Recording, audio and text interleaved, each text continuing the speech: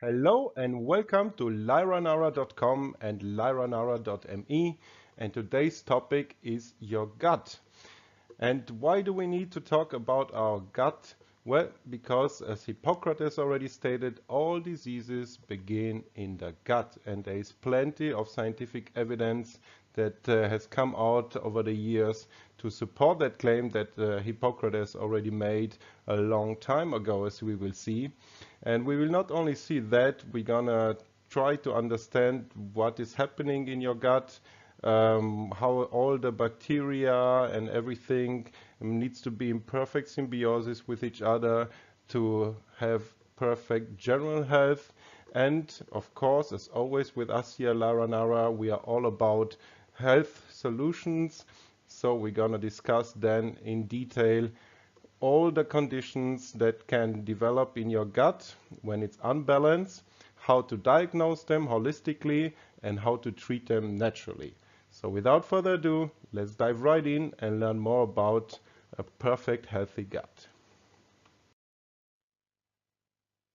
And optimal gut health, as I've mentioned already in the introduction, has become a very prominent focus in 21st century healthcare, and not without a reason, because there are numerous links that have been discovered between chronic illnesses, even cancer, and an imbalanced microbiome, which are the gut bacteria that keeps growing every day. And having too many bad critters hanging out in the gut has been linked to problems including autism, obesity, diabetes, allergies, autoimmune disorders, depression, cancer, heart disease, fibromyalgia, eczema, asthma, and many, many more. And now you can begin to understand the importance of good gut health when you consider that there are over 500 microbes species and 3 pounds of bacteria in your gut. That's right, 3 pounds of bacteria. And there are trillions of bacteria in your gut, and they collectively contain at least 100 times as many genes as you do. The bacterial DNA in your gut outnumbers your own DNA by 100 times. So you have about 20,000 genes, but there are over 2 million bacterial genes. Intestinal health could be defined as the optimal digestion, absorption, and assimilation of food. And this is a big job that depends on many other factors, as we will see. For example, the bugs in your gut are like a rainforest, a diverse and interdependent ecosystem. They all must be in perfect balance for you to be healthy, and these bacteria, the good ones and the bad ones, must communicate and live in perfect symbiosis with each other. Too many of the wrong ones, like parasites, yeasts, or pathogenic bacteria or viruses, or not enough good ones, like lactobacillus or bifidobacterium, all lead to a serious damage to your general health. And this unbalanced state of the gut microbiota is known as dysbiosis. And this is the correct medical term for an unhealthy gut. Even obesity has been linked to changes in our gut ecosystem resulting from an excessive intake of inflammatory omega-6 and not enough anti-inflammatory omega-3 fatty acids. Bed bugs also produce toxins called lipopolysaccharides, or LPS for short, that trigger inflammations, insulin resistance, or prediabetes, and therefore promote weight gain. So what are the major functions of our gut? Well, it's a very delicate balance in our gut and almost never a perfect one. In fact, we have no idea what perfect would look like given the extensive food infestation with antibiotics, herbicides, pesticides, fertilizers, growth hormones, along with the intake of so many pharma drugs which alter forever the microbial landscape and our soil and bodies. The composition and overall health of the gut microbiome will shift with changes in our diet, bouts of illness, addictions such as alcohol or drugs, also stress, body weight, age, and exposure to new polluted, unfriendly environments. Given the important functions of our gut microbiome, it's not hard to imagine the biological chaos that can result when things in our guts are out of balance. A significant body of research demonstrates nowadays the link between gut bacteria imbalance, also known as dysbiosis as we've learned, and many diseases common in Western society nowadays. In fact, it's tough to find a condition that's not in some way linked to the gut health. The functions of the gut microbiome are: first, the gut bacteria produce and help absorb key nutrients.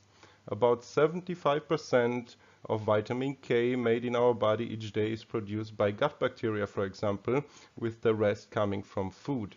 Vitamin K is a fat-soluble vitamin essential for blood coagulation and bone health.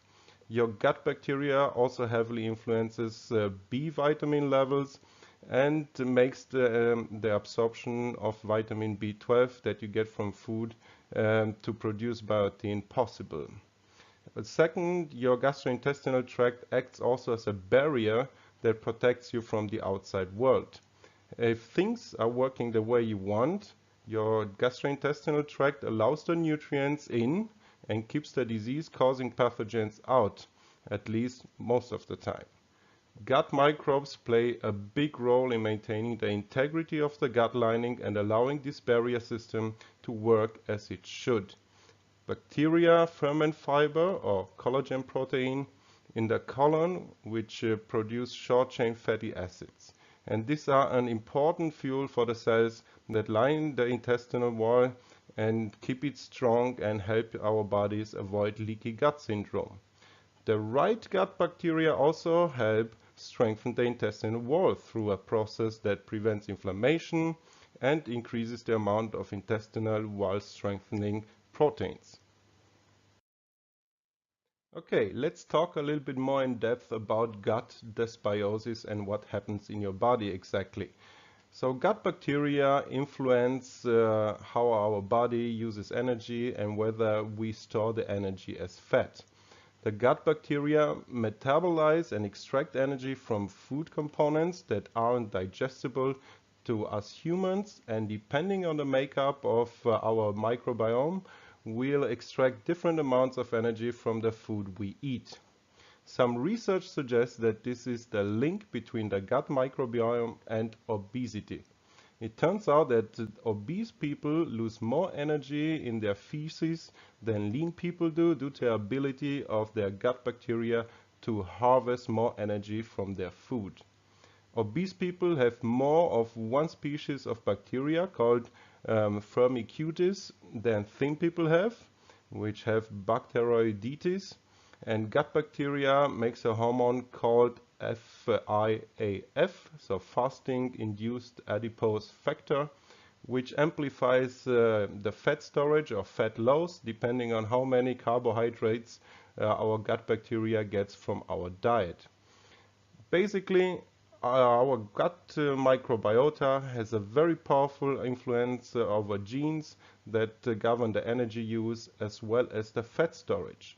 And if our gut bacteria are out of balance, these microbes will cause our bodies to store more fat than necessary. And if we rebalance our guts, the microbes will burn fat for us all day long again. So our ability to fight illnesses starts with our guts. Roughly 70% of our body's immune cells live in our intestines and are in permanent contact with our microbiome programs, and our immune cells will behave in a certain way before they go out into circulation. For example, immune cells called T cells can either suppress inflammation or promote it, depending on whether our gut is thriving or is in balance. Our microbiome begins training the immune system cells at birth already and continues to help developing our immune system throughout our entire life. Since gut bacteria can be good or bad, imbalances in the types and amounts of gut microbes can cause a bunch of different problems, and this is known as dysbiosis. For example, you can find identical imbalances, so greater than average amounts of the Firmicutes type and too little of the Bacteroidetes type in both obese people and autistic individuals. The other little problem is that a less than optimal balance of gut bacteria can make our bodies intolerant to glucose, whether we are overweight or not.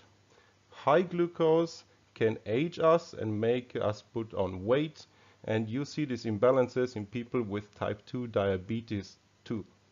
Studies also show a high correlation between the ratio of firmicutes to Bacteroidetes in diabetics with a reduced glucose tolerance, but not with BMI. In other words, gut bacteria affects glucose tolerance independent of weight. How can we detect and diagnose dysbiosis then? Well, our normal gastrointestinal flora is characterized by the following. Our stomach, our duodenum, as well as our jejunum, they are all sterile. Our ileum is populated only with Lactobacillus acidophilus. Our colon ascendens is populated only with Lactobacillus bifidus. And our colon transversum is populated with Bifidus flora, Bacteroides, Enterobacter, Aerobacter, Enterococcus, Clostridium, Obacteris, Cornybacter, as well as 1% coli. And the dysbiosis is caused by the movement of your colon flora up your jejunum, and here's where all digestive diseases start. What are symptoms of dysbiosis that we have to look out for? Look out for a leaky gut, spastic atonic intestinal problems, chronic constipation, irregular consistency of your feces, weight problems, colitis ulcerosa, morbus Crohn disease, as well as atypical symptoms such as circulatory problems and a higher susceptibility to infections, as well as diabetes and Hashimoto. What about the diagnosis? Well, first we must check the rectum zone. Most anaerobic bacteria disappear in air, therefore the feces must be fresh and warm when we do so. Perger studied 2005 cases and determined that in the rectal zone you can find the following: 62% mycosis, and the rest are bacteria pathogens such as Clostridium, Propionibacterium, Enterobacter, Peptostreptococcus, Klebsiella, as well as Staphylococcus epidermidis. And here you can see a very interesting infographic that explains to you in more detail the kind of dysbioses you can develop. For example, there is an oral dysbiosis and a gut dysbiosis, and also the triggers that can cause immune dysregulation, inflammations, etc., etc. So if you are interested in the details, please pause the presentation here and have a closer look. Okay, and now that we've learned why it is so important to avoid dysbiosis, let's find out how we can test for dysbiosis. And one of the most efficient, non-intrusive, holistic ways to do so is called EDS, electrodermal screening, or electroacupuncture, according to Dr. Fall. And dysbiosis can be found in almost every patient with chronic progressive inflammatory and malignant diseases. And it is a mirror, literally, of your immune system. And one of the meridians to test here, the major ones, better said, to test here, are the stomach meridian, the gallbladder meridian, the small intestine meridian, as well as the large intestine meridian. The distant effects of gut dysbiosis can also be found at the heart meridian, the lung meridian, as well as the liver meridian. We also need to check for pathogens, and here we will test for Thermibacterium bifidus, which will indicate an easy dysbiosis. A strong dysbiosis will be indicated by bacteroids as well as influenzium. Inflammatory dysbiosis will be signaled by Clostridium and Enterococcinum. Intestinal degeneration will be diagnosed by Monilla yeast as well as mycosis. And in one of our previous videos, we have described already in detail which acupunctural points you have to measure in order to determine the gastrointestinal tract dysbiosis and which homeopathic remedies, sarcodes, nosodes are great to use to treat those organs. And I'm gonna post, of course, the link in the description box below for you. Okay, and next we come maybe to the most important part of this video, how to treat dysbiosis and the different types of it, because as you can see here, there are many types of dysbiosis that can develop in your body, starting with light dysbiosis, heavy dysbiosis, inflammatory one, intestinal mycosis, intestinal intoxication, as well as intestinal benign tumors and intestinal cancer. So let's start with light dysbiosis therapy. What are the pathogens that you're going to detect using EDS, for example? Well, you're going to detect Thermobacterium bifidus. What are the best large intestine remedies to rectify this? Well, first, Ocobaca, secondly, Bryophyllum, third, Sedium acre, fourth, Momordica, and fifth, Hydrastis. The small intestine remedies that you can use are Nasturtium, Fagopyrum, Oenanthe crocata, as well as Ferrum phosphoricum. Heavy dysbiosis therapy, the pathogens that you are most likely to encounter are viruses. So you're going to see V. Darmcatheter viruses, polio, herpes, as well as Coxsackie viruses. And the best homeopathic remedies here are the same as for light dysbiosis, add only Vince toxicum to that. For inflammatory dysbiosis therapy, we're gonna detect bacteria such as Clostridium, viruses as the same one as in heavy dysbiosis, and the therapy here is we will use bacterial nosodes, mainly Clostridium as well as other nosodes as described again in light and heavy dysbiosis here on the left. The homeopathic remedies are again the same as for heavy dysbiosis, but we add organ preparations like tunica, mucosa, coli, GI. And diet is very important also. No sugar, no white bread, no sweets, and similar. Reduction of disinfectants, conservants, medications, insecticides, alcohol, and also watch out for substances in toothpaste and additives in your food. Next up is intestinal mycosis therapy. The major cause of intestinal mycosis is the damaged intestinal barrier, also called a leaky gut. And here you also get allergies. And symptoms will be meteorism, mycosis of the skin, flora virginals, antibiotics, white tongue, general symptoms of weakness. The leading meridians to measure are the large and the small intestine meridian, the liver gallbladder meridian, and you also see long distant effects at the allergy and nerve degenerative vessel meridian. Health impairments will be that you will see changes of the sour milieu to alkaline. It's also often connected with dysbiosis. Fermentation process will be changed, so sugar will not be reduced to CO2. You will see toxin accumulation of especially ethanol, methanol, and isopropyl alcohol, and the mucus will also infiltrate the skin. What are the causes? Well, allopathic medication in excess, sugar and starch excesses, diabetes, hypoparathyroidism, anemia, malabsorption syndrome, ulcer, immune deficiency syndrome, tuberculosis, bronchitis, prolonged infections, tooth problems, gingivitis, sinusitis, and moisture in rooms as well as spores. And almost every older patient has intestinal mycosis. You can use the peritoneal point to diagnose the fungal infections, and you will often find mycosis auris and candida. An easy and secure therapy. At the beginning you use nystatin, And to get the acidity back, you will use enzynorm vinegar with honey in water for regeneration of your normal flora.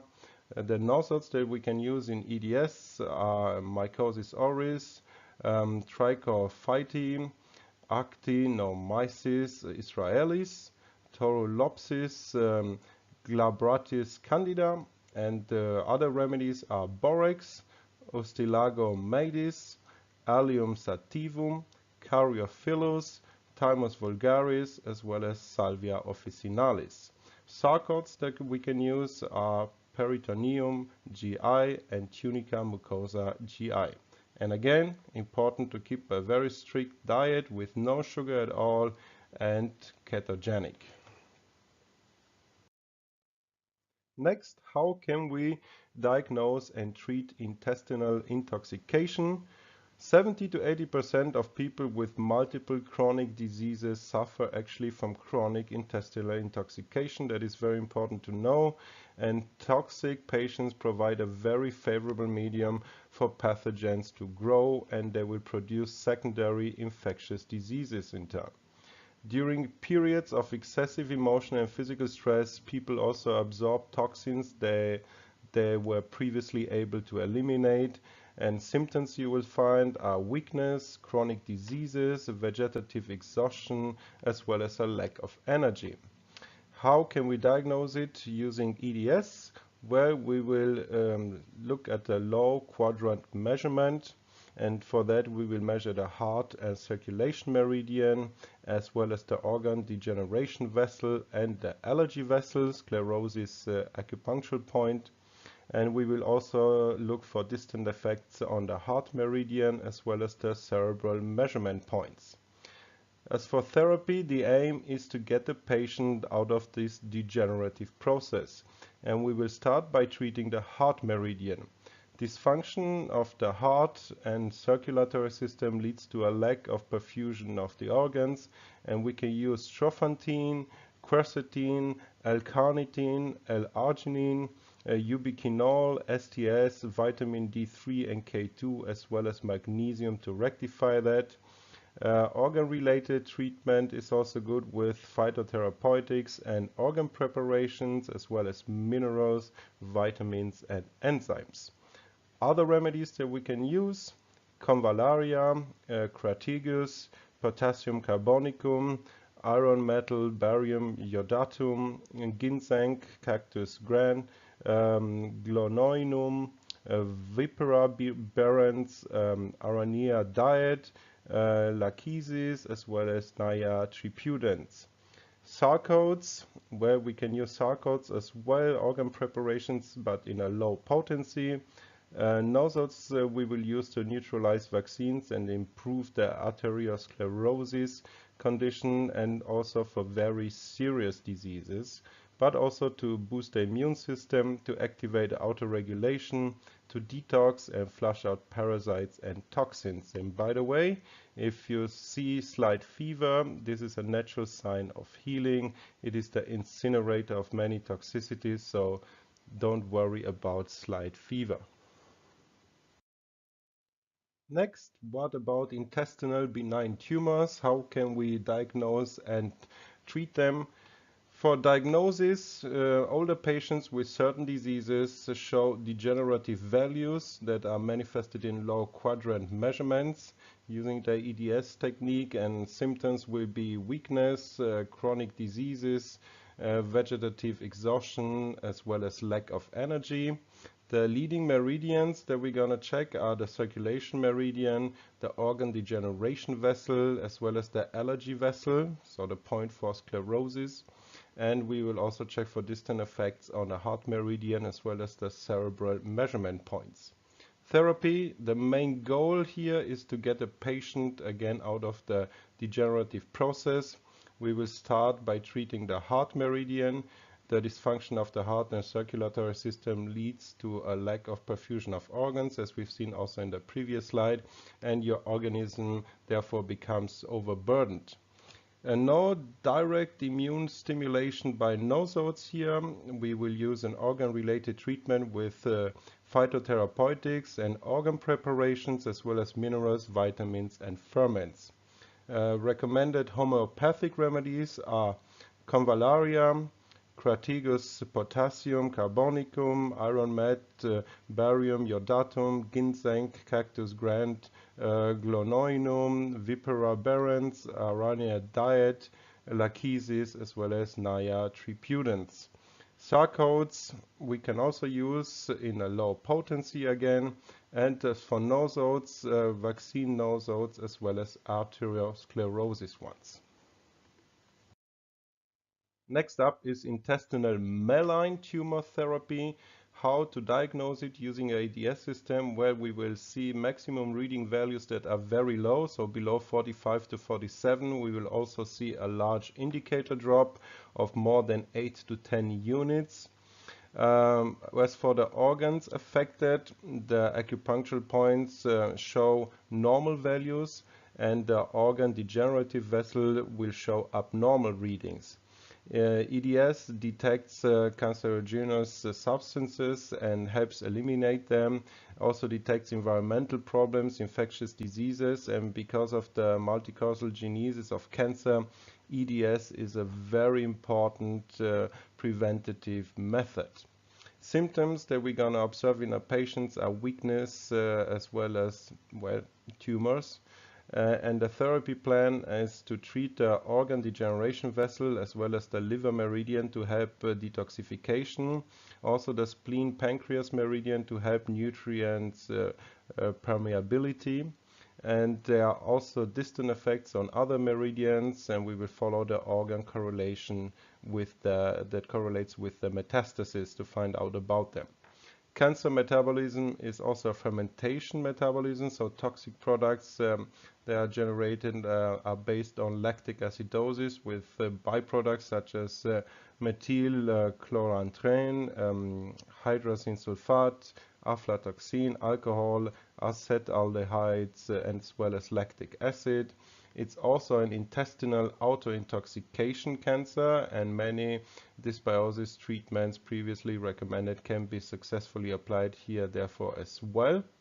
There are also today homeopathic protocols which can be used as a major cancer therapy, such as the so-called Banerjee protocols, Iscador, Viscount therapy, ubiquinone CP and coenzyme CP, as well as interferon in homeopathic potencies.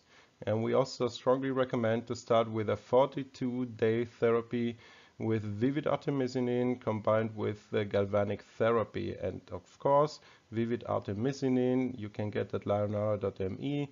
A link is going to be in the description box below, and galvanic therapy devices such as the Veget Balance Ceropro can be obtained through lyra.com. Link is also going to be in the description box below. Another important point is that dysbiosis always also disturbs our metabolism. So conditions such as diabetes, hyperuricemia, hyperlipidemia, adipositas, gout, rheumatism are all triggered by gut dysbiosis and are a result of gut dysbiosis. Possible causes are that the pancreas is often affected by viruses like Coxsackie, Epstein-Barr, Newcastle disease, polio, flu, and parotitis, and the degeneration of alpha and beta pancreas island cells. Environmental pollution plays also a role, especially chlorine, cadmium, aluminum, lead, and Roundup, for example. Alimentary sensibilities play a role, so allergies against sugar, starch, and gluten. How can we diagnose it? Well, we measure the following leading meridians: the pancreas meridian, the triple heater, the liver meridian, the gallbladder meridian, the small intestine meridian, and we will also check for distant effects that can be found on meridians such as the nerve degeneration vessel, as well as the cerebral points and the heart. Fat metabolism is also disturbed, so food is not digested well and uses very valuable products such as cholesterol, hypercholesterol, and glycerin, and phosphor and iron.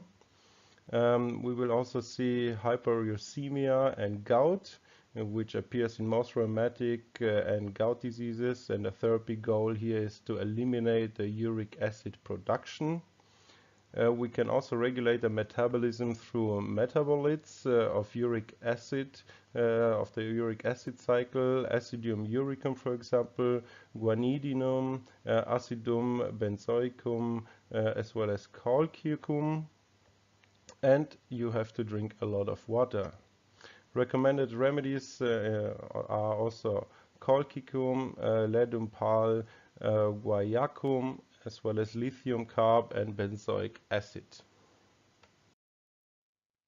And there's a number of natural supplements that we recommend to treat gut dysbiosis.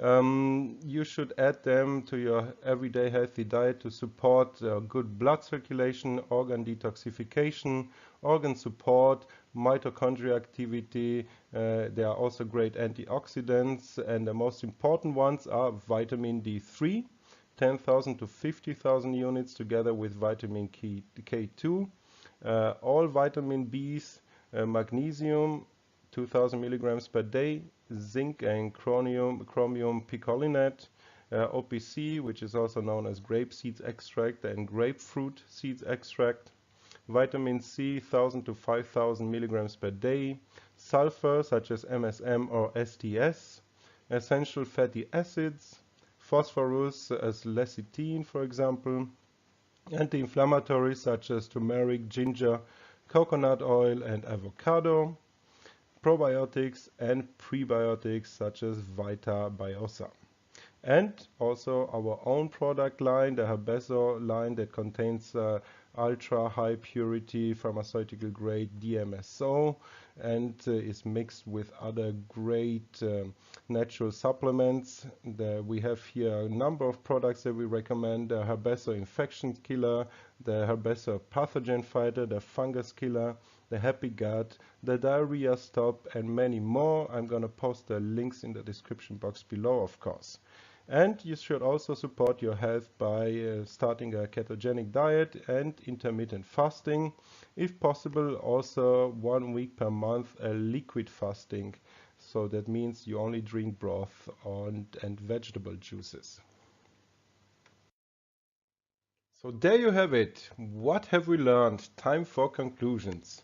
First, we've learned that leaky gut, morbus Crohn's, colitis ulcerosa, all of those are manifestations of a so-called gut dysbiosis, which means unbalance in the gut microbial flora. Secondly, we've learned that the intestinal health can be defined as the optimal digestion, absorption, as well as assimilation of food. And this sounds very simple, but it really isn't, because we have over 500 species and 3 pounds of bacteria in us. There are trillions of bacteria in our gut, and they collectively contain at least 100 times more genes than we do. So the bacterial DNA clearly outnumbers our own DNA by 100 times. You have about 20,000 genes, and the bacterial genes are about 2 million. Thirdly, gut bacteria produce and help absorb key nutrients, and our intestinal tract also acts as a barrier that protects us from the outside world. If things are perfectly balanced, our gastrointestinal tract allows the nutrients in and keeps the disease-causing pathogens out. And gut microbes play a very big role in maintaining the integrity of the gut lining and allows this barrier system to work as it's supposed to. They are also an important fuel for the cells that line the intestinal wall, thereby keeping it strong and helping our body avoid leaky gut syndrome. And the right gut bacteria also help strengthen the intestinal wall through a process that prevents inflammation and increases the amount of intestinal wall strengthening proteins. Our immune system is therefore literally in our gut. Gut signals also communicate and control the brain by more than 80%. Next, we've learned that the normal gastrointestinal flora is characterized by the following: your stomach Your duodenum and your jejunum must be sterile. Your ileum must be populated only with Lactobacillus acidophilus. Your colon ascendens must be populated only with Lactobacillus bifidus. Your colon transversum must be populated with Bifidus flora, Bacteroides, Enterobacter, Aerobacter, Enterococcus, Clostridium, your Bacteries, Corynebacter, and 1% of Colibacteria. And as for dysbiosis, it is caused by a movement of your colon flora up your jejunum. Dysbiosis specific symptoms that you have to look out for are a leaky gut, spastic atonic intestinal problems, chronic constipation, irregular consistency of your feces, weight problems, colitis ulcerosa, morbus Crohn disease, as well as atypical symptoms such as circulatory problems, higher susceptibility to infections, diabetes, and Hashimoto. And dysbiosis can be found in almost every patient with chronic progressive inflammatory diseases as well as malignant diseases. And the best methods that we've learned about in this presentation to holistically diagnose dysbiosis is EAV, also known as EDS, electrodermal screening. And again, you can get the best German-made EDS therapy and diagnosis devices exclusively at lyra.com. Links in the description box below. And until the 1st of May, you can also get a great discount on the flagship Vistron Homopath model. And with EDS, we test the major meridians, and those will be, in this case, the stomach meridian, gallbladder, small intestine, large intestine. And we will also look for distant effects on the heart meridian, the lung meridian, as well as the liver meridian. The pathogens that we're going to measure for easy dysbiosis, it will be represented by Thermibacterium bifidus, a strong dysbiosis. We will find Bacteroides, Influenzium, and inflammatory dysbiosis. We will find Clostridium, Enterococcinum. For intestinal degeneration, we will find Monilia yeast as well as mycosis. Also to keep in mind is that dysbiosis evolves through certain steps that you can see here. So it starts with a light dysbiosis, then you develop a heavy dysbiosis, an inflammatory dysbiosis, intestinal mycosis, intestinal intoxication, then intestinal benign tumors, and finally it can develop into intestinal cancer. And if you do not treat each one of these steps correctly and in time, you will get more sick and it will be too late. So it's very important that you detect those disbalances in your body as early as possible and treat them accordingly, naturally. And with that being said, I hope that you've enjoyed this information. If you did so, please like, share and subscribe. If you have any further questions, contact us at shop@lyra.com. You can also find our toll-free number on our homepage at lyra.com. We love to talk to you and advise you on what works best for you. And until next time, stay healthy.